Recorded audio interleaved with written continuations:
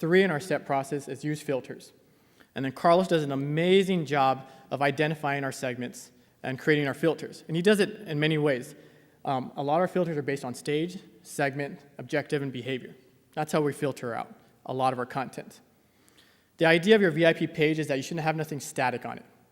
And what I mean by static is that every single time a student goes onto that page, something should be showing differently. Whether or not they're even logging in, something on that VIP page should be showing differently.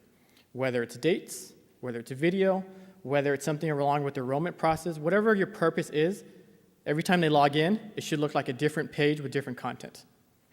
That gives the insinuation that, hey, you're really giving some type of thought into the student because you're personalizing their page. You're going through all this trouble that the student establishes credibility, and they want to engage with the page.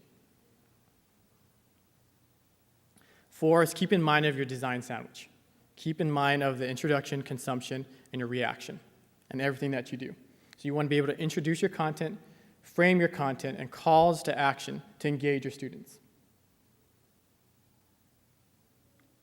To make most of your content, you really need to be able to segment your information.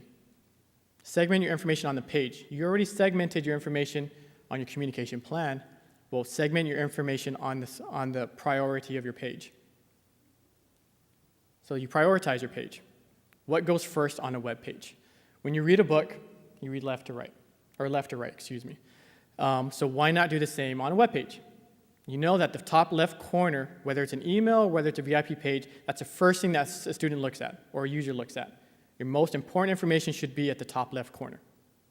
Usually, websites do that for their logo or a name because it establishes credibility, which is the #1 big thing with having users come back to your page.